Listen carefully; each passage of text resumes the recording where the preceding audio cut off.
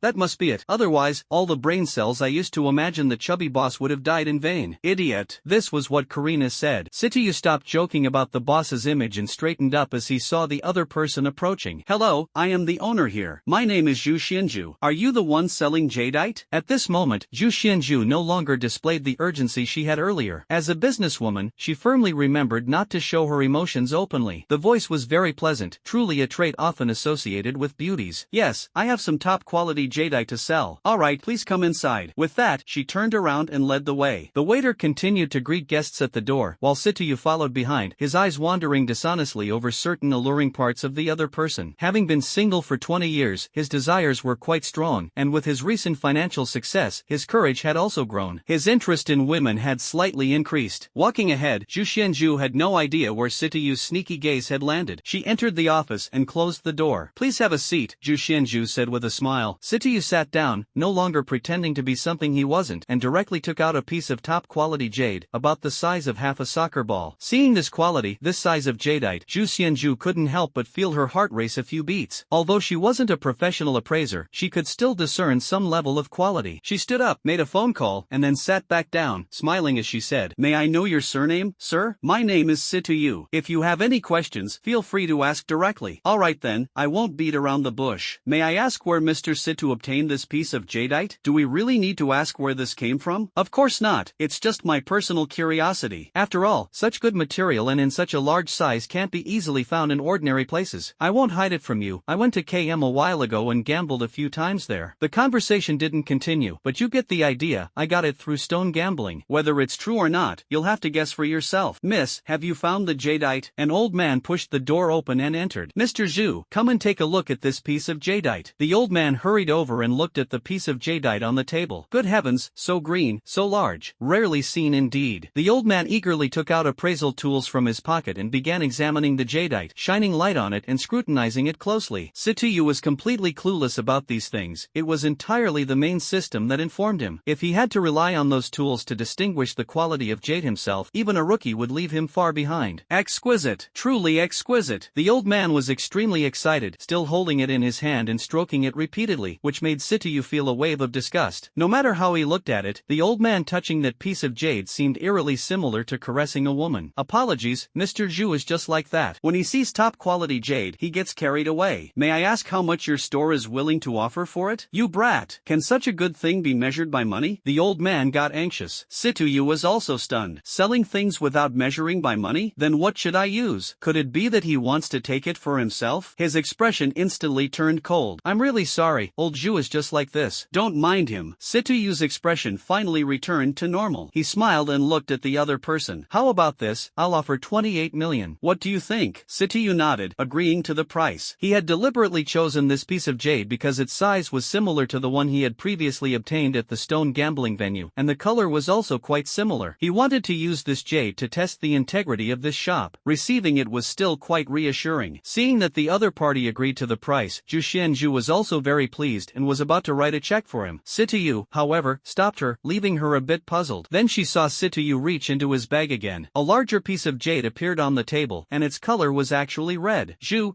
Lao, take a look at this. Zhu Xianzhu stammered a bit. It was the first time she had seen such a large piece of red jadeite. Zhu Lao originally didn't want to pay her any attention, focusing solely on the jadeite in his hand. However, he still slightly raised his head. With that one glance, he couldn't look away. Dazed and dumbfounded, he walked over to the red jadeite. This time, he didn't even bother with tools and directly touched it with his hand. Beautiful, so beautiful, oh my goodness. Brother, you're truly a good man. You've let this old man see such a stunning piece of red jadeite, he said, tears streaming down his face as he spoke. Sityu was a bit dumbfounded. What was up with this old guy? Why was he acting like this just because he saw a piece of red jadeite? It was downright disgusting. As he spoke, the man even wiped his tears with his hand and smeared them on his clothes. Thankfully, there was no snot. Zhu Xianzhu, standing nearby, couldn't bear to watch any longer and quickly reminded old Zhu to appraise the red jadeite. Old Zhu snapped out of it. In his lifetime, his greatest passion was dealing with jadeite, a love that far surpassed his interest in women. You could say that when it came to jadeite, he was an extreme fanatic. After appraising the red jadeite, old Zhu clung to it and refused to let go, completely forgetting about the other piece of jadeite. It seemed this old man was not only unreliable but also had a penchant for the new and a disregard for the old. Zhu Xianzhu saw Zhu Lao's reaction and didn't need to say anything more. It was very clear and undeniably true. After some thought, she said to Sityu, this piece of red jadeite is worth far more than the jadeite from earlier. If it goes to an auction house, such a large piece of red jadeite could sell for at least 200 million. However, doing so would require deducting promotional costs, fees, and so on. The actual amount received would be around 180 million. But there would also be a waiting process, as auctions don't happen instantly. The highest price I can offer you here is 170 million. What do you think? Sityu was dumbfounded. He had thought jadeite was priced based on size, but who would have guessed that this piece of red jadeite, only slightly larger than the previous one, would have its price multiply so much? Seeing the other party unresponsive, Zhu Xianzhu gritted her teeth and added another 5 million to the offer. This made Sityu overjoyed. He quickly agreed, thinking that if the other party knew he was too shocked to nod and agree, they might end up crying in the bathroom. However, don't be fooled by the fact that this red jadeite raw stone can be auctioned for 200 million. If it were made into a jewelry set, earning another tens of millions would be a sure thing. Both parties were very satisfied with the price, and Zhu Xianzhu swiftly wrote a check for 203 million and handed it to Sityu. Sityu took the check and confirmed it. Then he asked, Boss Zhu also understands auction matters? Yes, our Zhu family has always been one of the larger families in the area. However, in recent years, the Zhang family emerged, so many of our family's businesses have shrunk a bit. But we still have the auction house business, so we're quite knowledgeable about various market trends. Sityu found it a bit strange. This Zhang family has business conflicts with yours? Yes, the largest jewelry store in S City is owned by the Zhang family. Wow, good thing I didn't go there. You don't get along with the Zhang family? Zhu Xianzhu asked, a bit curious. Heh, just a minor conflict. He certainly couldn't say, I broke the second son's lineage of the third generation of the Zhang family. Although this matter would eventually spread, he couldn't be the one to say it himself. Boss Zhu, do you know when the auction house will hold its auction? The timing fluctuates a bit every year, but it's usually sometime after the new year. Do you have something good to auction? Zhu Xianzhu asked. Yes, I do have something, but I'm not sure if I'll need to sell it then. If it's not necessary, I don't really want to auction it. I quite like it myself. Can you give me a hint about what it is? It's nothing much, just a jade dragon with a rather mixed color, but the quality is quite good. A dragon shape.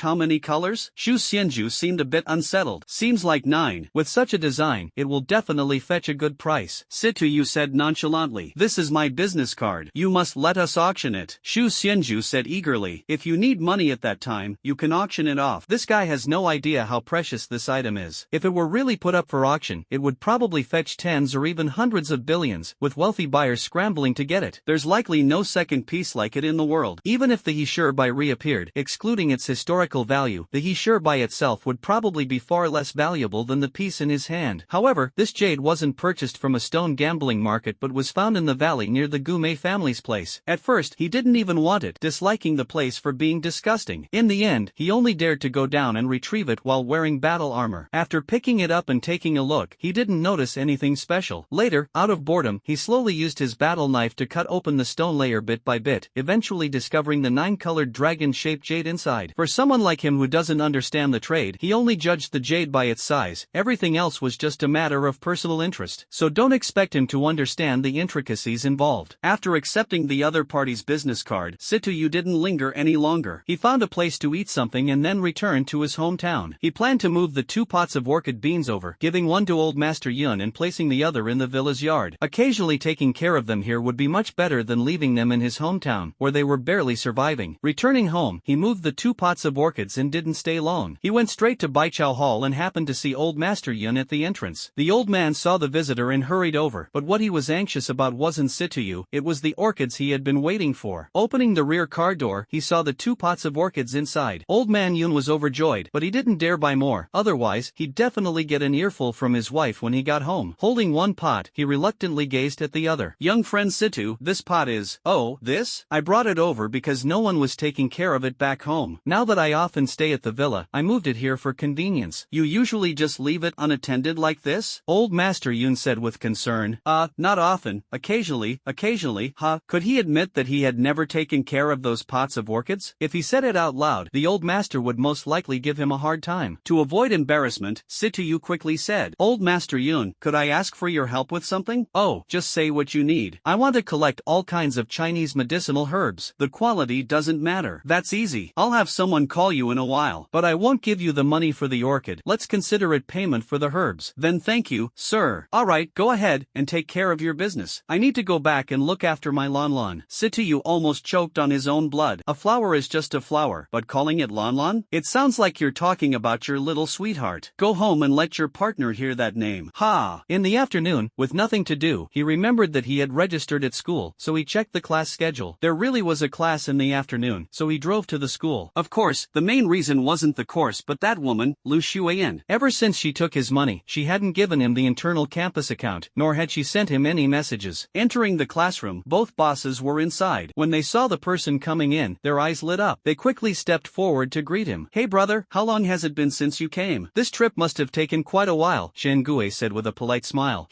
Got held up by some matters. Just got back now. So, brother, when are you bringing in some more goods? Those unaware of the inside story might think these two were up to something shady. Though, it seems that the matter might indeed be illicit. This will probably take another half a month or so. After all, I've been away for quite a while, and I didn't arrange these things later on. He simply didn't want to continue blatantly copying things like this. Doing it occasionally was fine, but doing it every other day would eventually lead to trouble. He definitely didn't want to deal with that kind of situation. Alright then, we'll wait for your update. The two said this and returned to their seats. Soon, Lu Shuiyan entered the classroom and saw Situyu, who had been missing for a month. She placed her belongings on the podium, then walked over to Situyu. With a loud slap, both her palms landed on Situyu's desk, her eyes glaring fiercely at him. Ms. Lu, what's the matter? He showed no sign of awareness. Situyu, who had skipped so many classes, had no idea what he had done wrong to provoke such anger. Could it be that it was that time of the month? Student Situyu, may I ask where you've been this past month? Lu Shuiyan smiled brightly, but her gaze was filled with hostility. Well, I went on a trip to KM. See, as soon as I got back, I came straight to attend the class of the beautiful teacher Lu. Seeing her gaze, Situyu didn't dare to be too honest and quickly flattered her to show his loyalty. Lu Shuiyan saw that he was being tactful, so she decided not to give him a hard time. She took out paper and pen and wrote something for him. What is this? The account and password you wanted. You haven't forgotten, right? I haven't forgotten, it's just that this account is a bit odd. This STYSGDB account feels kind of strange. Lu Shuiyan felt a bit guilty. When she registered it for him back then, she hadn't been entirely well-intentioned and created such a bizarre account for him. Alright, don't worry about these details. What's important is the content, not the account. Alright, never mind. Thanks then. The afternoon classes then began. After class, Situyu didn't linger at school. He needed to drive home to put the flowers back. He also had to check Gu Mei's work efficiency. Besides, he'd been away for a month and the Zhang family hadn't been troubled with nightmares recently, which made him feel uneasy. So he planned to stir up trouble at Zhengyuan Mining tonight. On the campus path, Situyu saw Yun Wanner, who seemed to be looking a bit troubled. She probably had something on her mind. He walked over to her. The campus belle of Yunda, taking a walk alone, huh? This was blatantly stating the obvious. There was no one around accompanying her. If she wasn't alone, would she be followed by something strange? Yun Wanner looked up and saw that the person approaching was Situyu. She found it a bit odd to run into him here but didn't think much of it and greeted him. What a coincidence, she said with a forced smile. Situyu looked at her expression and asked, is something troubling you? Yunwaner thought for a moment, then looked at the other person, feeling a bit hesitant. After all, this matter would definitely cause him some trouble. Alright, just say it directly. We know each other, and if there's anything I can help with, I will. Yunwaner saw that the other person seemed quite sincere and had helped her a few times before, so she started talking about her troubles. Recently, my grandfather is about to celebrate his birthday. Originally, this was supposed to be a great occasion, but an annoying person also wants to pay respects to my grandfather, which is quite distressing. Isn't it just one person? What's the big deal? Situyu said indifferently. If it were just an ordinary person, it wouldn't matter. But he's the eldest grandson of the Sun family in the capital. Their family's influence is the largest among the major families in the capital. So what? Situyu still looked indifferent. Yunwaner said in surprise, so their family is very powerful. If you help me, it will bring you a lot of trouble. Well, what next? Yunwaner was a bit confused, but it didn't matter. Isn't this enough? If that's all, then it doesn't matter. Alright, just tell me the time and place. Yunwaner found it increasingly difficult to understand this person. It seemed like every time they met, this person became even more mysterious. 3 days later, by the river in the XX Villa area. Over there? Isn't it close to where I live? You live over there too? No, I bought a villa near the riverside, not the place you mentioned. The two places should be quite close. The houses over there don't seem cheap, especially villas. Not bad, it's worth the price. Warner was somewhat speechless. The houses there aren't even in the city center, yet they're sold at such high prices. All profiteers. Then she continued, give me your phone number. Don't tell me later about some stomachache or something and say you don't dare to come. Am I that kind of person? Seriously. Write it down. Alright, to thank you for your help, I'll treat you to a meal. Let me properly thank you first, so you won't back out and not dare to come later, Yunwaner said with a smile. Situyu was defeated by her. Does this count as getting on the bus first and buying the ticket later? Alright, then you pick the place. Hold on a moment, I'll call my sister and ask her to join us. That little troublemaker, sure. Yunwaner smiled. Her sister was indeed quite mischievous. She dialed her sister's number, informed her of the location, and the two drove to the hotel. It's quite a coincidence that this place holds a bit of a shadow for Situyu. This is the very spot where he was tricked by Gume yesterday, the 5-star hotel. Luckily, he's not paying out of his own pocket today. Otherwise, who knows what kind of mischief that playful girl might stir up. The two found a spot in the lobby and sat down. A waiter brought some tea, and they sipped while waiting for Yunlinger. He hadn't really taken a good look at the lobby yesterday, but it was quite crowded. Most of the people were middle-aged men accompanied by young women. Before long, Yunlinger arrived in a whirlwind. Her casual outfit perfectly matched her lively personality. Sis, I'm here. Yunlinger called out cheerfully, her crisp voice attracting the attention of several middle-aged men. Come over here, don't be so hurried, Yunwaner said dotingly. Situyu always felt that Yunwaner was not only like a sister but also like a mother. Meanwhile, Yunlinger seemed to play both the roles of a younger sister and a daughter. Wow, who's this handsome guy? Yunlinger asked curiously. Hey, you little rascal, you wouldn't have forgotten me, would you? Situyu was speechless. After all, he had saved the other person before. Ah, just kidding. How could I not recognize you, old man? Old man, I'm only 20. Situyu protested indignantly. So, are you trying to be the old bull eating young grass? I'm still young, still underage. You can't do this. The people around them started giving them strange looks. Situyu was starting to feel overwhelmed and began to wonder whether he should even finish the meal. Yunwaner tapped the other person's forehead and laughed. Alright, you've been mischievous enough. Sit down now, or else no one will eat, and we'll just watch your performance. Hee hee. She laughed while still clinging to her sister's arm, clearly very attached to her. Watching the two of them, Situyu's thoughts began to wander. Could these sisters be in a romantic relationship? Or perhaps something forbidden? Yunwaner called over the waiter and started ordering dishes. Soon, the food arrived. The three of them were familiar with each other, so there was no need for formalities. They all began eating. Yunlinger, however, wasn't so well behaved. Whenever Situyu reached for something to eat, she quickly intercepted with her chopsticks. Yunwaner couldn't help but laugh and cry at the sight. Situyu didn't mind at all, thinking, if you want it, take it. It's not like that plate only has one piece. A discordant voice rang out. Isn't this Miss Warner? What a coincidence. You're here to eat as well. The speaker was Zhang Yiwen, the eldest of the third generation of the Zhang family. Yunwaner frowned. This scoundrel really was haunting her wherever she went. Yes, quite a coincidence. I think so too, young Master Zhang. Situyu turned around and looked at Zhang Yiwen. Seeing the other person's face, Zhang Yiwen was startled. He had a deep impression of this bastard's face. It was the same guy who had taken out the few lackeys he had brought along that day. But today, he had brought a lot of people, all of whom were skilled fighters arranged by the old man at home. They were far superior to the lackeys from last time, not just by 1 or 2 levels. Straightening his chest and taking a deep breath to calm home himself, he said. So, it's you. How come I run into you everywhere? Kid, if you have nothing to do, why not spend more time in the library reading books? Why are you always pestering Wanner? Zhang Dasho said casually. Get lost, you bumpkin. Take a look at yourself. Why are you always bothering my sister? A toad dreaming of eating swan meat. This was Yunlinger speaking. Zhang Yuan really wanted to say, a toad that doesn't dream of eating swan meat isn't a good toad. But with the thickness of his skin, he couldn't quite bring himself to say it. Look at this guy, he's better looking than you, taller than you. This kind of toad is qualified, got it? Yunlinger began to speak without restraint. Yun Wanner, who was listening on one side, almost spat out the water she was drinking. After all this fuss, it turned out her sister was dining with a toad. Situ Yu's face darkened. You girl, saying that about Zhang Yuan is one thing, but why drag me into it too?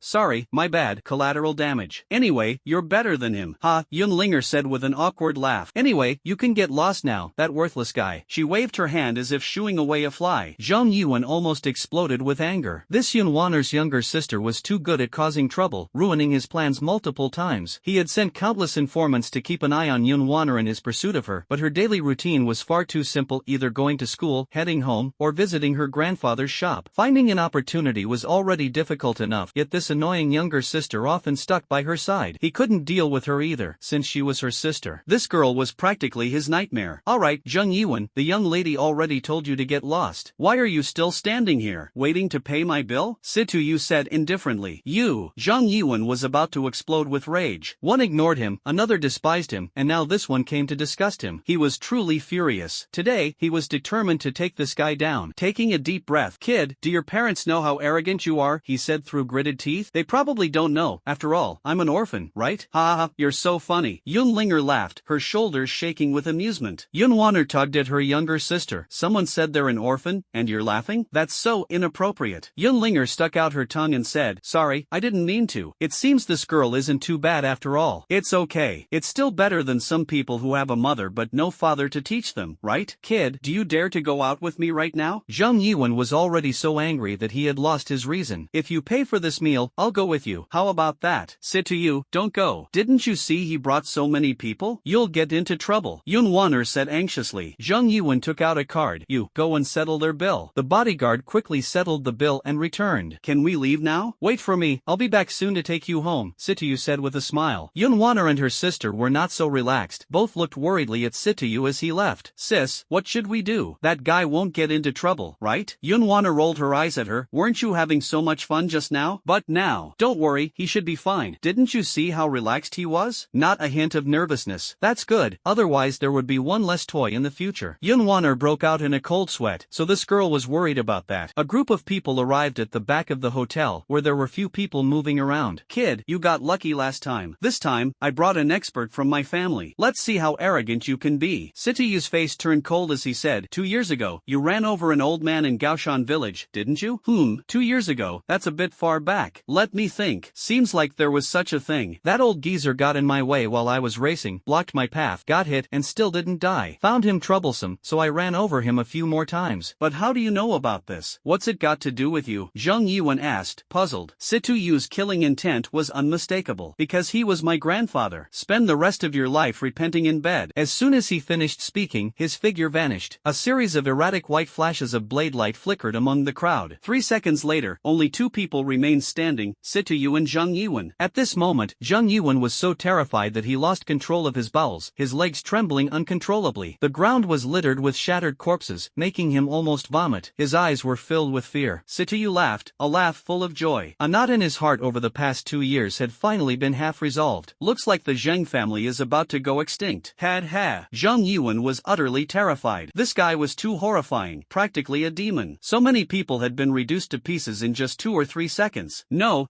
don't kill me. Whatever you want, oh, I'll give you everything. Zhang Yuan was truly terrified now, afraid of being cut into tiny pieces by the other party. No, I won't kill you. He smiled sinisterly. But I won't let you off easily either. Didn't I just tell you? I want you to lie in bed and repent for the rest of your life. After saying that, he stepped forward, using both hands to crush the bones in the other man's arms directly. He also stomped on his legs, shattering the bones. Finally, with one slash, he made sure the man's little brother said goodbye to him. Amidst a series of screams, the man passed out. Situ Yu wasn't idle either. He immediately had the main brain devour all the surrounding remains. In just a second, the ground was spotless, leaving only Zhang Yuan lying there, his his fate uncertain. Since it was broad daylight, Sityu instructed the main brain to devour discreetly. The main brain understood and burrowed underground from beneath his feet, then moved to the area beneath the target to carry out the devouring. Though the method was a bit cumbersome, it was extremely covert. Once the devouring was complete, the ground was even repaired, tidied up his mood and returned to the restaurant. Yunwaner and her sister were very happy to see Sityu return safely. The two of them went up to him, looked him over from head to toe, checking if he was injured. Seeing his smiling face, they breathed a sigh of relief. Sityu directly drove the two women back home. Back at home, Sityu took out a photo of his grandfather from a drawer and said with a smile, "Grandpa, today I crippled that murderer. Once their entire family disappears, I will come to pay my respects to you." 2 tears rolled down his cheeks. "Tell me, who did this? Who?" In the Zhang family hall, an old man was furious. This was his last and only grandson, and today someone had completely crippled all his limbs. A young man timidly stepped forward and said, "Master, today the young master went to pursue a woman. He went to the restaurant, but we didn't see what happened. Later, the young master was found behind the restaurant. A bunch of useless fools. I told you to protect the young master, and this is how you handle things." The old man was nearly losing his mind. "Zhang Bo, I asked you to investigate that kid, and it's been a month without any updates." "Dad, we've uncovered the background of that kid. He's an orphan. His grandfather, who adopted him 2 years ago, passed away. His social connections are very simple. In the 2 years since his grandfather's death, that Jian kid was sent to a black coal mine to work as a miner." "Is it the same mine as those 3 unlucky guys?" "Yes, but recently received details that this kid has appeared in S City over the past 2 days. Most likely, he was out of town this past month," Zhang Bo replied. "How is Yiwen doing now?" "The surgery has been completed. The doctor said his hands and feet suffered comminuted fractures, and as for the 5th limb, it couldn't be found." "This is infuriating. This matter is definitely connected to that kid. Send someone immediately to track his location. Once he's found, gather everyone and erase him from this world for me." "Alright, I'll take care of it right away. And also, you bastard, find me a few more women and make sure they give me more children." Zhang Bo's face darkened. "If I'm a bastard, then what are you? And what does that make your own grandson? You're already quite old, and although you can still be of some use, indulging excessively in your youth, having children now would practically be a death sentence for you." However, he couldn't say no outright, so he simply nodded and retreated. Late at night, Sityu arrived at the Zhangyuan Mining Company with practiced familiarity. He was well acquainted with this place. Today would be the last time he came here. After dealing with this, it would be time to move on to the Zhang family's ancestral home. Mainframe, scan the internal situation. Received, initiating scan. There are over 23 people patrolling inside, and 3 are monitoring in the control room. It seems today won't be about sneaking around. I'll have to deal with these people first. Biological battle armor activated, optical refraction initiated. In an instant, he disappeared into thin air, leaving no trace whatsoever in the darkness of the night. Monitoring room. Recently, the boss brought back quite a lot of minerals, but the security forces here are way too many. Exactly, but last time, a lot of the company's minerals were stolen, and no one could figure out who did it. It made the boss furious, said Underling B. With so many people guarding here now, if someone still manages to steal, that would be unbelievable, said Underling C. Let's not worry about so much, let's check our monitors. This was said by little brother A. Thud, thud, thud, 3 sounds, and 3 little brothers fainted. Then, the patrolling little brothers fell one by one, the entire process silent, not a single shadow of a ghost appeared. Afterward, the main brain was instructed to destroy the surveillance cameras. Sityu swaggered in and devoured all the newly arrived or cleanly. This time, the little girl was overjoyed and kept praising Sityu for being sensible. Sityu was speechless, who exactly is the master here? The next day, the Zhang family. Master, no more, our company's mine has been stolen again. What? The recent string of bad news almost caused Zheng Yi to have a stroke and faint on the spot. What happened this time? Didn't I send so many people there? How could it have been stolen? He really couldn't understand it. With so many people, could it be that aliens were targeting them? This time, all the underlings were knocked unconscious, but the surveillance still didn't capture anything. It only showed them mysteriously collapsing one by one. It was extremely strange, no injuries were found on their bodies, and when asked, they only said it seemed like they were ambushed. This loss is too great. Damn it. For now, we can't continue your business. If this happens a few more times, we're completely finished. A subordinate rushed in hurriedly from outside. Master, young Master Yuan just woke up. He said it was Sityu who did it, and the opponent's skills are incredibly terrifying, almost inhuman. Those were young Master Yuan's exact words. After speaking, he stepped aside. It really was that bastard. Zhang Yi's fists were clenched so tightly that blood was dripping. Have you found the opponent's location? Dad, we found it. Through property information, we discovered that the opponent lives in a villa in the Riverside community. Tonight, take 200 men with you, all armed. Bring his head back to me. Yes. Inside Sityu's villa. Gume, how's the matter going? going. The office location is set on the 8th floor of XX building. We've rented the entire floor. I don't know how big you want the scale to be, so for now, we'll just start with one floor, Gume said while eating the breakfast bought by Sitoyu. Have you bought your car yet? Of course, it would be so inconvenient without transportation, Gume said, smiling happily. Sitoyu found it strange that she was so happy. Why was she smiling like that? There must be some kind of scheme. What kind of car did you buy? A president. What president? I'm asking what car you bought. Sitoyu was a bit speechless. Why was this woman talking so incoherently? I bought a car called President, you're just not used to it. There's even such a strange name, why not call it Martian? That one really doesn't exist. But you can make one in the future, huh? Gumimi laughed. How much does this car with the weird name cost? While speaking, he drank soy milk. Maserati Quattroporte, 1.6 million after all the paperwork. Gumimi said with a bit of pride. My bargaining skills are still pretty good. The soy milk in my mouth sprayed out, and the unlucky Gume sitting across from me got it all over her. That damp feeling even added a touch of allure. You really are a spendthrift woman. Sigh. Sitoyu felt deeply hurt. This wasteful person, whoever marries her is doomed. He was thinking this now, but in the future, haha, forget it, since you've already bought it, it's fine as long as you like it. Anyway, the deed was done, and there was no point in regretting it. Since she liked it, he might as well let her have it. After all, he wasn't short on money right now. Gume was initially a bit upset about being sprayed all over, but after hearing the other person say it was fine as long as she liked it, she stopped being angry. Happily, she went upstairs to rinse off and change into a fresh outfit. Soon, Gume changed into another sexy outfit and came downstairs. Today, we're going to acquire a pharmaceutical factory that's about to go bankrupt. Have you found the target? Yes, I checked online last night. There's a small pharmaceutical factory that's struggling and being sold at a low price. We're going to take a look today. Alright, let's go. Gume strode out decisively. You're not eating? Gume said irritably. You messed it up like that. How am I supposed to eat? Why does it sound like I did something to you? Let me make it clear. I didn't do anything. Don't blame me. Sitoyu declared his innocence, a model citizen through and through. The two drove out in Sitoyu's car. The reason for using Sitoyu's car was simple. That's the treatment a president deserves. Have you ever seen a president driving themselves? They always have a driver waiting. Sitoyu, defeated, took on the role of chauffeur. They arrived at a remote pharmaceutical factory. The company had already ceased operations, and a 28-year-old young man was watching TV in the guardroom. The guard's life was still quite comfortable. His name was Zhongyi, 30 years old this year. 9 years ago, he served in the military. He had done quite well in the army, and in this peaceful era, his combat experience was extensive, having participated in numerous overseas missions. Naturally, he had earned many honors. In his 8th year, he taught a spoiled rich kid a lesson, which resulted in his forced discharge. Later, he found a job as a guard here, but after just 1 year, the factory went downhill. Zhongyi quickly noticed a man and a woman. The man was passable, but not as handsome as himself. He had a very high opinion of his own looks. The woman was very beautiful and captivating. Who are you looking for? This place has already stopped operations, Zhongyi said. I'm looking for your boss. I want to acquire this factory, Sitoyu replied. So, it's the future boss and boss's wife, huh? Alright, I'll make the call right away. This guy had a square-shaped face, thick eyebrows, and big eyes, yet he was surprisingly eloquent, Sitoyu thought. However, Gume's face had turned red from his words. Zhongyi returned quickly. The boss lives nearby and will be here soon. Please wait a moment. In just a few minutes, a middle-aged man hurried over. You two are the ones looking to acquire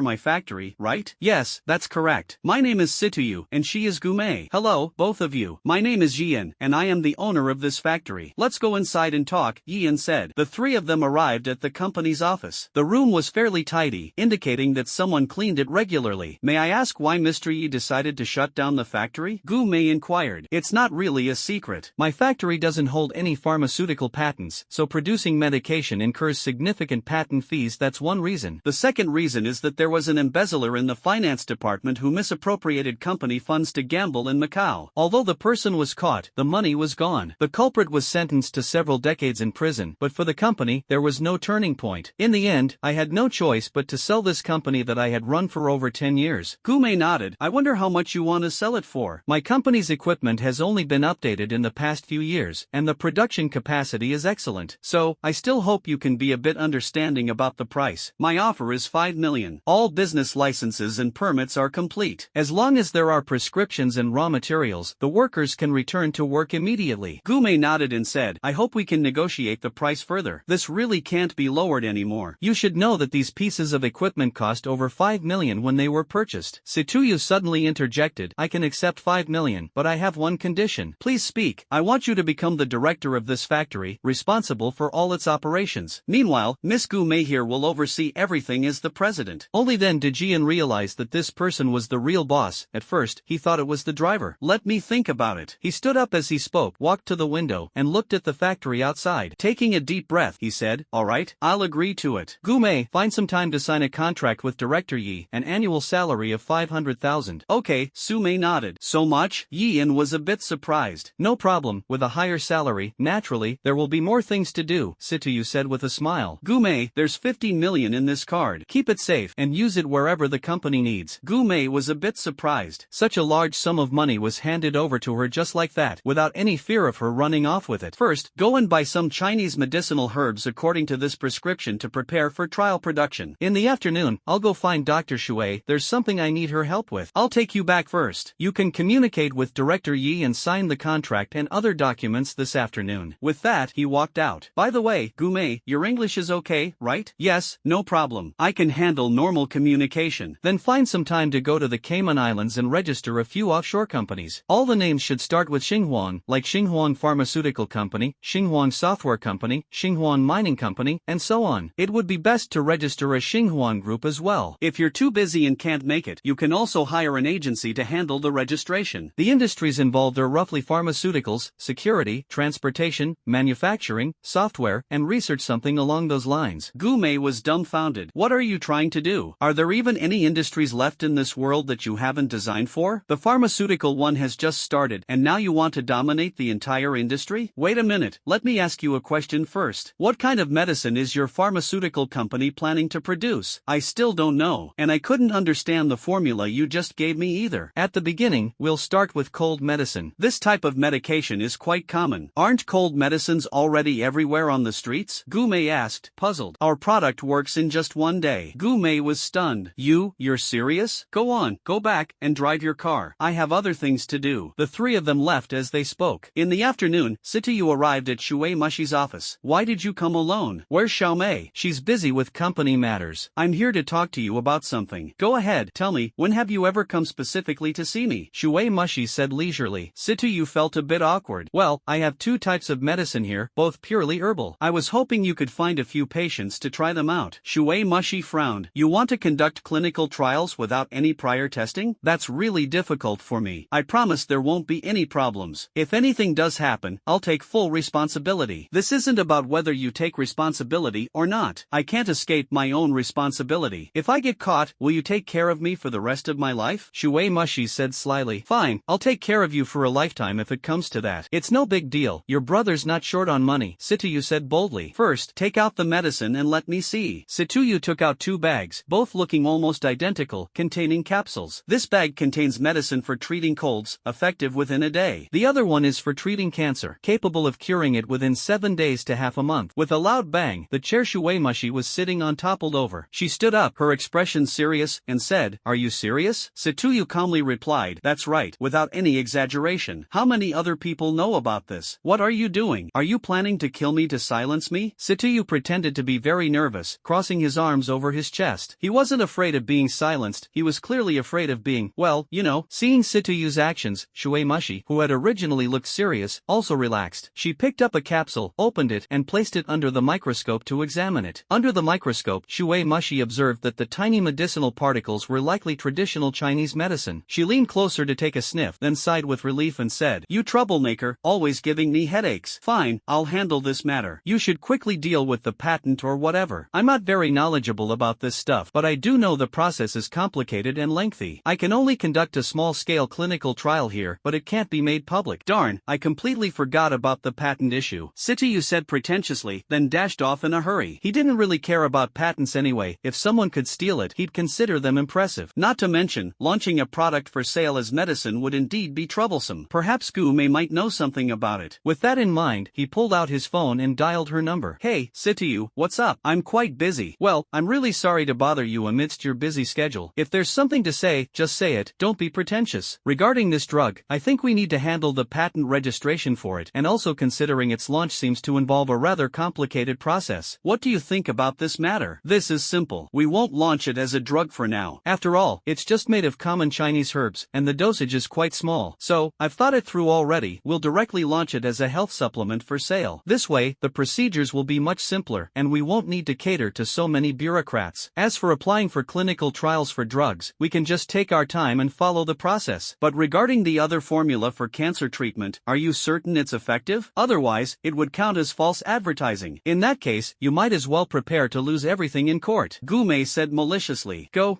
just get back to your work. Since you've already planned it all out, I won't bother you anymore, Situyu replied impatiently. When it comes to the performance of the drug, haha, could there be anything more overpowered in this world than a star core? With nothing better to do, Situyu stopped wandering around and went straight home to stay in. Around 10 p.m., Gumei was still busy outside while Situyu was at home, watching TV. Gradually, he heard a lot of footsteps coming from outside. He felt something was off. This was a residential area, not a market. He quickly stepped out to take a look. Seeing this, he laughed. Without a doubt, so many people dressed in black, with bulging bags, it's clear most of them came armed. You're Situyu, the leader? Zhang Bo asked. Yes, that's me. And you all are? Situyu pretended not to know. Do you want us to send you to meet God here, or come with us to the riverside? Zhang Bo said coldly, as if he were already looking at a corpse. He wasn't too keen on firing a gun directly in the neighborhood even with silencers. Such a commotion would surely cause quite a bit of trouble. Go to the riverside. This is a residential area, after all. Too many people around, right? Situyu said with a faint smile. Zhang Bo paid no attention to the meaning behind the other's smile. With so many people and weapons on his side, even if the opponent were Superman, they'd turn him into a sieve. Arrogantly confident, he turned and led his group toward the riverside. Situyu followed at a leisurely pace. Before long, the group arrived at the riverside. The smile on Situyu's face had long vanished, replaced with an air of murderous intent. Having killed quite a few people recently, the aura of death around him was growing more intense. A group of people on the opposing side saw the killing intent emanating from him and couldn't help but tense up. Zhang Bo waved his hand, and the crowd dispersed, forming a semicircle that surrounded Situyu. They drew their guns, all aiming at Situyu. Attack, Zhang Bo said. Rat-tat-tat-tat, a series of faint gunshots rang out. Situyu didn't move an inch and just stood there. However, he was already wearing biological battle armor, a body covered in pitch-black armor that enveloped him entirely, resembling a grim reaper in the dead of night. Cold sweat broke out on the foreheads of the people opposite him. Was this guy still human? So many bullets fired at him seemed to disappear like water flowing into the ocean, showing absolutely no effect. Moreover, what was that black outfit he was wearing? The bullets hitting him seemed to get absorbed, with not a single shell falling to the ground. Even a bulletproof vest would at least show some shells. This was just too bizarre. Soon, the opponent ran out of bullets. As they changed magazines, Situyu moved, holding a bio-warfare blade in his hand that appeared especially bright in this dimly lit night. But the bright blade quickly vanished. Seeing that sharp blade had made the crowd extremely nervous, after all, it looked chillingly cold and unusually sharp. They soon realized they had misunderstood. The blade hadn't disappeared but had entered stealth mode. After all, in the dark of night, such a glaringly bright object was far too conspicuous. Against these ordinary thugs, Situyu harvested their lives as effortlessly as slicing melon. In less than 30 seconds, with his uncanny speed and sharp blade, these thugs were no different from ants. In the end, only 3 people remained standing: Jinbo, one of Jinbo's henchmen, and Situyu. Speak, where is your lair? I'll spare one of you. You decide for yourselves, Situyu said coldly. Just as the underling was about to speak, Jinbo shot him in the head. Then, shamelessly, he revealed the location of his father's hideout to the other party. He thought to himself that once his father was dead, all of his possessions would become his. After being oppressed for so many years, it was finally his turn to take charge. As for the underling's death, it didn't matter much, those connections were all that really counted. He could always recruit new underlings later. While envisioning his bright future, his body vanished into thin air along with everything on the ground. The devouring chain drilled directly from the ground into Zhang Bo's body, instantly consuming him from the inside out. Though these people were of little use compared to minerals, they were still composed of basic elements, more or less. The entire process, from the gunshot to cleanup, took less than a minute. The wind by the river continued to blow. The water continued to flow. Situyu stared into the darkness by the riverside, taking a deep breath. Looks like I have to make a trip today. What a hassle. I was planning to come find you in a while. Then he vanished on the spot, reappearing an hour later at the Zhang family's headquarters, a fairly large estate. The surrounding area was relatively secluded. Main brain, destroy all the cameras within a kilometer radius. Understood. Instantly, those cameras began to emit smoke. Situyu, wearing battle battle armor and wielding a warblade, entered the manor. The defensive forces inside had already begun to act the moment the surveillance cameras were destroyed. Seeing the intruder outside, they quickly drew their weapons. This time, Satuyu didn't give them a chance to make a move. Last time, he was merely testing the defense capabilities of the battle armor. The patrolling guards collapsed one after another, vanishing. He quickly made his way into the main hall. An old man sat in the center, leaning on a cane, with several men in black standing guard around him. "You're the one who crippled my two grandsons, Satuyu," the old man said calmly. Satuyu nodded slightly. "Just because of 1 cent, your grandfather was killed?" Nodded again. "Now that you've come here, it means that those who went to trouble you earlier aren't coming back. Most of them are either crippled or dead. Tell me, what will it take for you to spare my Zhang family?" He shook his head. "That means there's no room for negotiation." The old man sighed and said. The black-clad men around immediately took action, their movements extremely swift. Satuyu was startled. These people were far more formidable than those thugs. Judging by their moves, they all seemed to have undergone professional training. The old man didn't let his mouth rest either, continuing to say, "These are assassins I hired at a high price. They are top experts from the Hell Assassin organization. I specifically brought them here to deal with you. If you manage to survive under their attacks, I'll reward you with a generous gift." Several people's attacks were fast, but compared to Situyu's speed, they were still far inferior. However, their attacks resembled a kind of formation, continuous and uninterrupted. One attack was followed immediately by another, leaving barely any gaps in between. Situyu found this quite interesting and continued to dodge, not in a hurry to strike back. Main brain, record their attack techniques. Analyze them thoroughly. Understood. Starting to record. As time passed little by little, the assassins began to feel uneasy. Although the opponent hadn't made a move, their effortless ability to dodge with such speed clearly indicated that they were toying with them. Meanwhile, the assassins had been attacking with full force from the start, aiming for a one-hit kill to impress the employer with their organization's prowess. It was supposed to serve as a kind of advertisement. But unexpectedly, the situation had turned out like this. Unable to land a blow, the group stopped one after another, exchanged glances, and nodded slightly. Situyu found it a bit odd. What did this mean? Were they planning to retreat? He then saw them take out a small vial of some unknown liquid and drink it directly. Were they about to take drugs? Would they turn into Popeye? His thoughts began to wander again. Soon, several people's faces turned as red as crawfish, cooked ones, of course. Their movements began again, and this time their speed genuinely surprised Situyu. They were now close to half as fast as he was, and they were working together. Situyu endured several attacks, but unfortunately for them, all the strikes landed on his bio battle armor, leaving their damage at a big fat 0. Seeing this, Situyu decided not to hold back any longer. After all, the other side was already cheating. What was the point of playing fair? In an instant, flashes of white light flickered on and off. He even styled it up with some fancy knife tricks, putting on a show. In a blink, several of them lost their heads. The old man watched, took it all in, and let out a bitter smile. Even these people weren't his match. He pressed the hidden button on his walking stick. "All right, the big gift is ready for you. Do you dare to accept it?" The old man couldn't resist throwing in a final provocation. Seeing the actions in the opponent's hand, Situyu was not in a hurry. Wearing the bio battle armor, unless there was an atomic bomb buried under his feet, he truly had nothing to worry about. Main brain, scan the area within a 1-kilometer diameter around me to check for any harmful substances. Understood. Beginning scan. Report, Master. There's nothing harmful, but at a depth of 2 meters beneath your feet, there are lots of explosives. However, they won't harm you at all. Situyu was speechless. He was currently wearing biological armor, so of course, there was no risk. But if he didn't have the armor, he would have been reduced to ashes on the spot. Devour them. The old man saw that the opponent hadn't left and thought his provocation had worked. As he waited for the explosives to detonate, the smile on his lips grew even broader. Situyu saw the other person smile, and his mischievous streak emerged. The face part of his battle armor revealed a section, showing the other person a bright smile. This left the old man puzzled. However, he quickly understood. The countdown on the cane he held had already reached 0, yet no explosion occurred. This left the old man baffled. Could it be counterfeit goods? That shouldn't be the case. Are you doubting the authenticity of those bombs? They're real, don't worry. However, they can't be detonated, he said with a sly smile. How did you do that? The old man was utterly shocked. You really want to know? Situyu smiled. Better to die understanding than remain clueless. All right, I'll tell you. With that, he directed a portion of the fine threads to devour the trash lying on the ground. Some threads directly entered the old man's mouth, initiating a gradual yet relentless consumption. The old man slowly felt his body being hollowed out, not the kind of hollowing from shameful acts, but truly emptied. His organs were disappearing. He was terrified. Were these aliens? So his opponent turned out to be such a freak. Slowly, he lost his final thought and disappeared. Situyu stood still, took a deep breath after a long pause, and glanced around. Main brain, scan this house to see if there's anything valuable. Received. Received, initiating scan. An invisible ripple flashed and vanished. Found a large amount of banknotes, precious metals, diamonds, and some property certificates. Where? Situyu was thrilled. This was truly a big jackpot. In the safe embedded in the wall of the first room on the right on the second floor. Take me there. Soon, he arrived in front of the safe, a massive safe, almost the size of half a room. It must be at least 10 square meters. Situyu was thrilled. With a safe this large, there must be plenty of valuable items inside. With 2 swift cuts, the door was opened, disabling the alarm system along with it. Before him lay piles of glittering gold, stacks of US dollars, and numerous diamonds, dazzling Situyu's eyes. This big gift pack is good. The old man really wasn't wrong. This scoundrel misunderstood. The gift pack the old man mentioned before his death was a bomb, but this guy interpreted it as something from the past. All the ores are mine. Don't you dare steal them. The little lowly jumped out, hurriedly asserting ownership of the items. Your current mission doesn't require these things. They won't do you any good. Situyu patiently and kindly explained. I don't care, I just want them. This was a complete money grubber. Seeing minerals triggered an instinctual desire to devour them, with absolutely no sense of integrity. Situyu was speechless. Reasoning with her was completely useless. That Kalina, look, I don't mind giving you these things now, but if you let me have them, I can use them to earn more money and buy more ores for you to eat. If you eat them now, there's no real effect. You decide. Situyu felt very uneasy, genuinely worried that this girl might just gobble them all up in one go. The little girl stared at the ores in front of her, drooling. Her eyes were misty, and she burst into tears, crying while calling Situyu a jerk for showing her the ores but not letting her eat them. Then she ran off, disappearing from sight. Situyu was also quite helpless. Giving it to her now really wouldn't make much of a difference. It wouldn't complete the task, nor would it increase her abilities. However, upon seeing the little lowly's sad expression, Situyu couldn't help but feel heartache. Despite the significant differences in species between the two, she had changed Situyu's life, and the two had spent quite a bit of time together. She was still an utterly adorable little lowly, and he always treated her as his own daughter, at least for now, provided she didn't grow up. A daughter without any adorable traits wouldn't be cute at all. He stored everything in the subspace ring. Situyu glanced at the safe, found it quite good, and directly let the main system devour it while muttering, "Thanks for the gift package, old man." If the other party could still hear this remark, it would absolutely infuriate him to death. The sound of police sirens gradually grew louder outside. It's really strange that the police would come to such a remote place. Situyu left the scene in an orderly manner and returned to his own home. Several police cars arrived at the scene and began to investigate. Strangely enough, there wasn't a single person around. On the ground, there were quite a few bullet holes and casings, but no shells could be found. Inside the house, things were even more bizarre. A massive hole in the wall stood out prominently. "Captain, what's the situation with such a big hole?" The captain thought for a moment and said, "This is most likely a safe." Whoa, such a huge safe. But where's the safe? Why is there just such a big hole left behind? Maybe they couldn't open it and simply took the whole safe away, the captain said uncertainly. Is that even possible? The officer looked around, but there was no sign of anything being moved. Don't worry about it for now, just take a picture. This place is too strange. Better report it. This case is too fantastical. Let the other departments deal with the headache. Situyu was overjoyed in the room. This gift package was impressive. $80 million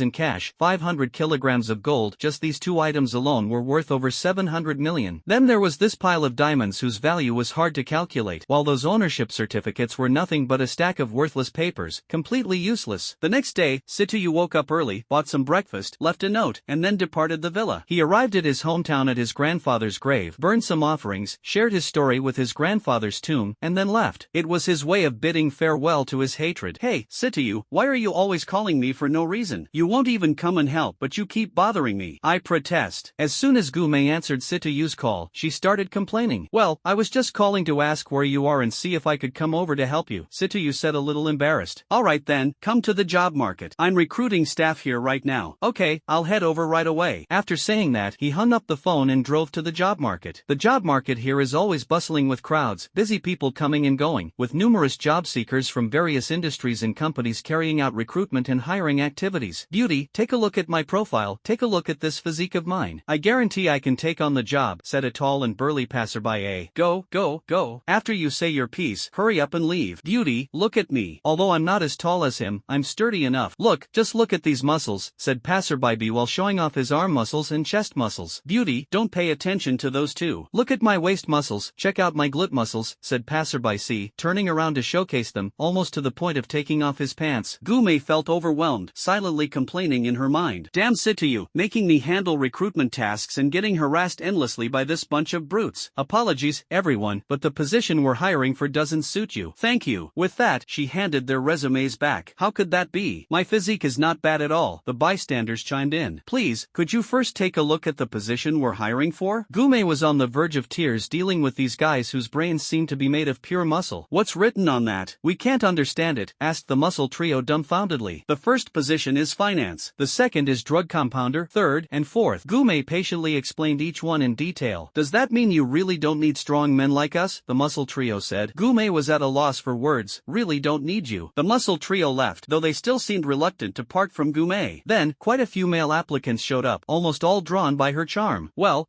quite lively here. You're doing a good job. Situyu approached with a smile. Who are you? Get in line at the back. Can't you see we're chatting with the beauty? Situyu was dumbfounded. What was going on here? Chatting? Isn't this supposed to be a job market? He pushed his way in, drawing a chorus of complaints. Looking to the front, he saw Gume holding her head with both hands, looking completely dejected. He nearly burst out laughing. Gume, your dad wants you to go back home for dinner, Situyu joked mischievously. Hearing someone call her name, Gume looked up and saw that annoying smirk on his face. Finally, she had found the culprit responsible for her torment amidst this crowd of flies. Without a second thought, she put up the resting sign, grabbed Situyu, and bolted. You tell me, how do you plan to compensate me? Gume said indignantly. I'm done with this job. If anyone's doing it, it's you. And before anything else, let's settle the compensation. My torment for half the day can't be for nothing. Alright, I'll take you for a meal first to calm your nerves. Relax a little. This is more like it. Let's go to the same place as last time. Gume was up to mischief again. Situyu had just come into a windfall yesterday and was entirely indifferent. Let's go, hop in. I'll be your chauffeur. The two left the job market. During lunch, Gume didn't overcharge Situyu like last time. Instead, she ate normally and returned to the talent market to resume recruitment efforts. Situyu was quite satisfied with this. Although this girl had a bit of devilish charm, she was still very serious about her work. After all, she was just 20 years old, her occasional mischievousness was completely acceptable. In the afternoon, the two were sitting there, and now there were hardly any flies bold enough to disturb Gume. Earlier in the morning, some people wanted to submit their resumes but gave up when they saw the crowd packed around her. Now, with a handsome young man and a beautiful woman side by side taking photos, although the man's cold expression was rather intimidating, a few people still came over to submit their resumes for the sake of work. Hello, what position are you applying for? Gume asked with a sunny smile. Her radiant expression formed a sharp contrast to Situyu's stiff face. This had been agreed upon during lunch. Situyu would be responsible for shooing away the flies, while she would handle recruitment. However, it was necessary to add an HR position into the mix, otherwise, how could she handle this kind of work alone in the future? It would be too dangerous. Situyu had readily agreed. The girl seemed a bit shy, perhaps frightened by Situyu. I'd like to apply for a finance position. Here's my resume. Gume took her resume and started reading through it. A recent graduate from Sioux University majoring in accounting, she had obtained the necessary certifications, though she lacked some work experience. However, that wasn't a major issue since the company was just starting and wouldn't have too much work initially, making it entirely feasible to train newcomers. Do you have any specific requirements regarding salary and benefits? Due to the difficulty of finding jobs in the accounting field in recent years, she thought for a moment and then replied. Monthly salary of 3,000, accommodation and meals can be excluded, the girl said cautiously. Gume smiled and said, I believe you've already seen our company's information. I can agree to offer you 4,000, with accommodation and meals included or a subsidy, whichever you prefer. However, since our company hasn't begun production yet, the exact start date for work will probably be in about half a month. If you're willing, you can sign the labor contract now. Alright, no need to think about it. I'll sign it now. After leaving the company's address and exchanging phone numbers, the girl left. Not long after, another candidate arrived, a man in his early 30s wearing glasses. He had an approachable demeanor, lacking any noticeable arrogance. He handed over his resume and said, I'd like to apply for the HR position. Gume glanced at the other party's resume. In every way, it was excellent, and their appearance was also quite suitable. However, Gume couldn't understand why such an outstanding talent would apply to her small company. Situyu sized the person up and down. Everything else seemed fine, but there were a lot of calluses on their hands. Honestly, it was hard to guess what type of work they had done before. Gume said to Situyu, this person's name is Fongwon. From this resume, they are extremely capable. Not only would they excel in HR, but they'd even qualify for a CEO position. So, why would such a person want to work at our small company? Situyu glanced at Gume with a smile and said, our company is neither famous nor big. Do you really think we'd attract some sort of corporate spy? Gume nodded and didn't bother with further ado, directly saying, monthly salary of 8,000, starting work in half a month. Any issues? No issues. After going through a procedure, another candidate was settled. The rest of the time was spent recruiting a few more people. Situyu thought about it and decided decided that more security guards would need to be hired tomorrow, as currently there was just one gatekeeper. The workforce would definitely need to expand substantially in the future. The day's work came to an end, and the two of them returned to the villa. As soon as Gume got home, she sprawled on the sofa like a lazy cat and started transforming into a boneless creature. By the way, Sister Shui mentioned earlier that everything is taken care of. You should head over to pick her up later. Situyu felt a headache coming on at the thought of this stunning woman moving in with him, but there was nothing he could do. She was in charge of his company. No rights here. With a sigh, he got in the car to pick up Shui Mushi. Through a phone call, Situyu found out where Shui Mushi was temporarily staying. Arriving at her place, he rang the doorbell, and Shui Mushi opened the door. "Come in," she said, then turned and walked back into her room. The room was very clean. "I thought it would be like the legendary girls' dormitory. I've heard that in certain novels, girls' dormitories aren't much different from battlefields." Upon arriving at Shui Mushi's room, he saw that she had already packed 4 large boxes. Situyu asked somewhat uncertainly, "Are all of these your clothes?" "Yes, these are the ones I wear often. As for the clothes I don't wear often, I'd basically thrown them away," Shui Mushi said decisively. "All 4 boxes?" "Yes, of course, otherwise even 10 boxes wouldn't be enough." Situyu broke into a sweat, utterly shocked. This woman has the same 2 legs and 2 hands as a man, so how does she have so many clothes? Helpless, he had no choice but to pick up 1 box in each hand. 2 trips and it was done effortlessly. Shui Mushi sat in the passenger seat, and Situyu obediently drove to take this ancestral treasure back to his own home. Gume, who was lying idly on the sofa without moving an inch, quickly stood up when she saw Shui Mushi arrive, grabbed her Shui's sister, and went to find a room. Situyu cursed viciously, "Gume, I curse your D cup to flatten into an A cup." Before he finished cursing, Gume's voice came through. "Go get the box quickly, or do you not plan to sleep later?" Situyu deflated, returned to the car, and continued his role as a porter. Next, they continued recruiting staff, barely filling all the vacant positions in the company. Then, there was nothing left for Situyu to do. As the evening of that day arrived, "Musher, are you heading out?" Situyu's eyes lit up when he saw Shui Musher descend the stairs dressed in a military-style outfit. Normally, Shui Musher's attire was more professional, so seeing her dressed like this for the first time, he found her stunning and captivating. "Yes, what about you?" Shui Musher also noticed that Situyu's attire was slightly different. Although it was still inexpensive clothing, it was clearly tidied up, unlike his usual casual style. "Me? I had promised someone earlier that I would attend her grandfather's birthday celebration today," Situyu said as he continued adjusting his appearance. Could it really be such a coincidence? Shui Mushi walked down the stairs. "Are you also going to old Master Yun's birthday celebration?" Situyu turned around and asked. "Yes, I am." "Well then, let's go together." "Alright, let's go." Situyu even extended his arm, indicating she could link arms with him. Shui Mushi graciously took his arm. The two of them walked out together. Meanwhile, poor Gume was in her room working on her development plan. The two drove to Elder Yun's villa. Yun Wanner, waiting at the entrance, saw Situyu's car approaching and happily went up to greet him. However, when she saw the woman stepping out of the passenger seat, she was quite surprised. "How did they come together?" "Sister Shui, why are you coming with him?" Yun Wanner asked curiously while walking towards Shui Mushi. "I'm staying over at his place, so we came together." "How come you know this guy?" "Yes, he's helped me several times. I've caused him quite a bit of trouble, and I feel bad about it. Now here I am bothering him again today." Sigh. Seeing Yun Wanner's expression, Shui Mushi immediately understood what was going on. "How do you two know each other?" "One is a student, and the other is a doctor," Situyu asked with some curiosity. "Shui Jiejie and I grew up together. We're close sisters." "Don't mind him. Let's go." With that, Shui Mushi linked arms with Yun Wanner and walked straight in. Yun Wanner looked back with an apologetic glance. Situyu nodded and followed them inside. Inside the house, there weren't too many guests, but there were quite a few. Some young people gathered in small groups, chatting, while some elderly folks congregated and laughed together. Old Master Yun was somewhat surprised to see the newcomer. Why had he come? He stood up, gestured to a few of his old friends nearby, then left his seat and walked over to Situyu. Situyu was still glancing around at his surroundings. "Little friend Situ, what brings you here as well?" Old Master Yun asked with a smile, looking at him. Situyu was momentarily surprised, but after noticing the other party's attire today, he immediately understood. "So today is Elder Yun's birthday, and Elder Yun must be Wanner's grandfather then?" Situyu said, enlightened. "Ha, so you know my granddaughter? It really is fate." Elder Yun laughed heartily. Come,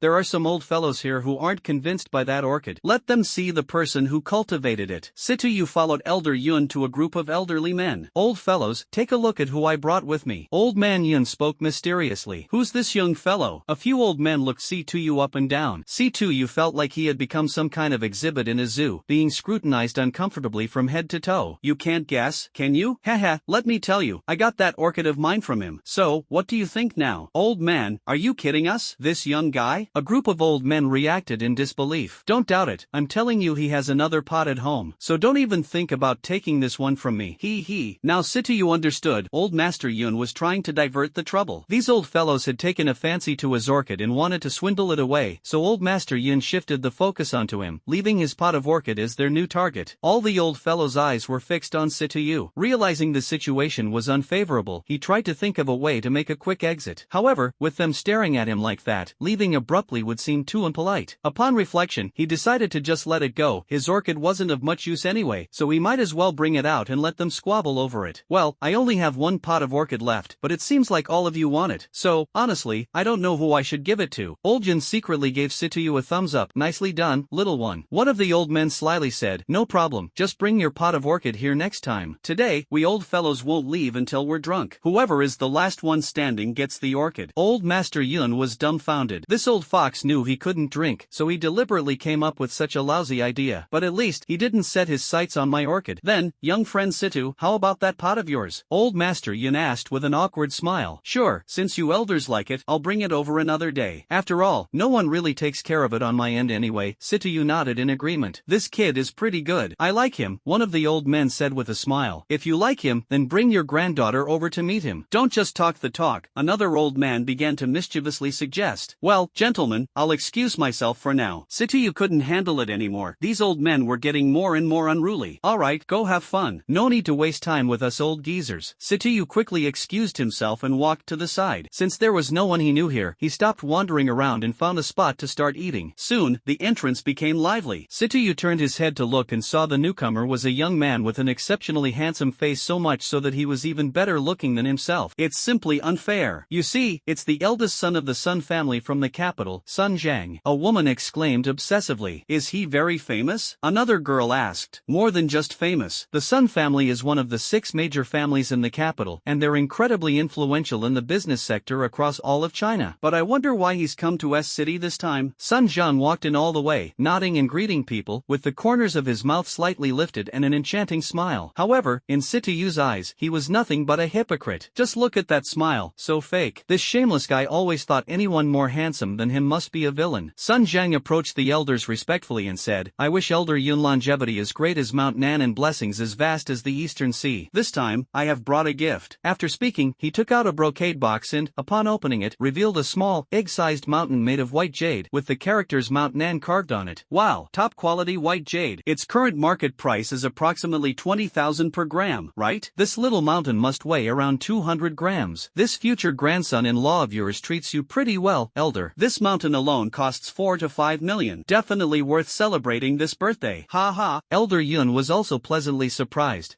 After all, this was the marriage arrangement he had made for his granddaughter years ago. However, it seemed that his granddaughter wasn't too fond of the match. This gift was quite valuable, and handling it might bring some trouble. At this moment, a look of hesitation appeared on Elder Yun's face. Sun Jiang, seeing this, immediately said, Mr. Yun, this is something my grandfather personally instructed me to ensure you accept. He searched for a long time to find such a fine material to make this. Old Mr. Yun, upon hearing that it was sent by his grandfather, nodded and directly accepted it. After delivering the gift, Sun Jiang left the elderly gentleman's side, entered the house, and glanced around as if looking for someone. Situ felt a bit frustrated, realizing that attending this banquet required bringing a gift. He hadn't prepared anything, and it was too late to go back and prepare one now. After thinking for a moment, he went to the restroom, entered a stall, and took out a moderately sized piece of exquisite jade, muttering under his breath about how this shield was ridiculously expensive to use. He put on the biological battle armor and extended a finger, emitting a beam of laser. He had been using his combat blade a lot lately and hadn't had many chances to use the laser from the armor. At most, he'd occasionally use it to light a fire. Beyond that, there really hadn't been many opportunities to make use of it. Swiftly, he made a few cuts to the piece of jade and engraved the words longevity as vast as the southern mountain on it. However, the craftsmanship of the engraving left much to be desired. After dealing with these matters, he put away the battle armor and slipped the jade into his pocket. Then, he pretended to wash his hands in the restroom before heading out. The hall had become much more crowded, and Yunwaner had also appeared there. Dressed in a white gown, she looked exceptionally stunning under the lights, and her graceful demeanor was highlighted even more. Across from her was none other than Sun Jiang. At that moment, Sun Jiang was eloquently speaking in front of Yunwaner, his smile never wavering. It made one wonder if his mouth would cramp from all the talking. While Yunwaner looked calm and slightly impatient, she was glancing left and right as if searching for something. When her gaze met Situyu's, a smile appeared on her face. Sun Jiang initially thought his eloquence had finally made this lotus bloom with a smile. Yet before he had the chance to continue, she slightly bowed and walked towards Situyu. Situyu saw this situation and immediately realized it was his turn to step in. After all, wasn't his main purpose today to serve as a shield? With that thought, he stepped forward. Even now, Sun Jiang still hadn't figured out what was going on. Watching Yunwaner walk toward an ordinary-looking stranger, his previously unwavering smile disappeared, replaced by an indifferent expression as he followed Yunwaner over. "Where did you run off to?" "I ended up being tangled up with him for quite some time," Yunwaner said with a hint of displeasure. I drank a bit too much earlier and went to the restroom," Situyu replied somewhat sheepishly. "You saw the person who was talking to me just now, right? That's Sun Jiang from the Sun family. Now it's up to you. Don't worry. With me here, if I don't drive him crazy today, I'll take his surname," Situyu said with a mischievous grin, hinting at some scheme he had in mind. "Waner, who might this be?" Sun Jiang asked indifferently. "Let me introduce him to you. This is my good friend, Situyu. He's helped me several times." "Then, thank you, brother Situ, for helping my fiancé," Sun Jiang said with a smile. "You're welcome. I didn't help her because she's your fiancé. We happen to be very close friends." He emphasized the words very close heavily, making the meaning unmistakable. Sun Jiang choked on his words for a moment, then continued, "I wonder if brother Situ is from the Situ family in the capital?" "Me? I'm from the Situ family in S City." Beside them, Yunwaner let out a chuckle. After all, she knew that Situyu was currently an orphan. The Situ family in S City, how shamelessly he spoke of it. Sun Jiang's expression stiffened for a moment. Is there even a Situ family in S City? How have I not heard of it? These people's intelligence work is really lacking. I see, my apologies. You're too polite. Yunwaner almost couldn't hold back her laughter. The conversation between these two was just too much. Today is old Yun's birthday. I wonder why brother Situ is dressed so uniquely. Situyu sighed, "We're poor at home. Isn't this just freeloading food and drinks?" Sun Jiang was a bit dumbfounded. Could a person like this really come to such an occasion? Then where did this kid get the courage to try to pursue his fiancée? At that moment, the group of old gentlemen walked in, and the crowd quieted down. "Thank you all for coming to this old man's birthday celebration. Frankly, I didn't want to host this, but I couldn't refuse my granddaughter, so it's just a simple gathering. I hope everyone has a good time. This old man won't say any more nonsense." Then, a middle-aged man approached the old man and presented a birthday gift. It was a piece of calligraphy and painting, though Situyu couldn't understand it. However, seeing the old man's cheerful smile, it was clear the gift must be of great quality, though what made it so special was anyone's guess. After that, middle-aged guests came forward one by one to present their gifts, while the younger generation was exempt from this task. Seeing that most of the gift givers had finished, Sun Jiang raised his voice and said, "I wonder what gift Situ brother has brought today. Considering how close Situ brother and Miss Waner are, the gift surely won't be shabby. It's bound to impress everyone greatly. Situ brother, wouldn't you agree?" A flash of malice briefly crossed his face. Off to the side, Yunwaner wasn't happy. She hadn't told Situyu to bring a gift today. In fact, she had merely invited him to be her shield. Asking someone to bring a gift as well was completely unreasonable. Staring at Sun Jiang's hypocritical smile, her face turned stormy. He was deliberately trying to embarrass Situyu. How despicable. Situyu noticed Yunwaner looked unwell and patted her hand, signaling her to be at ease. Sun Jiang saw him directly touching his fiancée's hand and was so infuriated he felt like his lungs would explode. "I haven't even touched her yet." When he approached old Yun, the elder appeared puzzled. The younger generation wasn't required to offer gifts today, so what was this young man planning? Situyu reached out and took out a piece of jade. The surrounding old folks all had their eyes light up with greed. "Top quality jade. This size is almost the same as the one my girl acquired. This is a real treasure. Old Zhu, you're the expert here. What's this worth? With this grade, surely not less than 20 million. Old Master Yun was also quite surprised. He knew of Situyu when he first met him. He was selling orchids, and later, ginseng. By no means did he seem like someone who could afford such an expensive gift. Meanwhile, Sun Jiang, who saw Situyu present his gift, was furious. This punk, keeping a low profile all along, suddenly produced such a large piece of top-quality jadeite, completely outshining his own white jade. His heart burned with rage. Yunwaner stared wide-eyed at the piece of jadeite, gazing dumbfounded at Situyu. This guy actually gave away such an expensive item. What should she do? Perhaps she ought to return it to him later. Big sis, selling such a big piece of jadeite could get us so many gourmet meals. Yun Linger appeared out of nowhere, though her focus was entirely on selling the jadeite for grand feasts.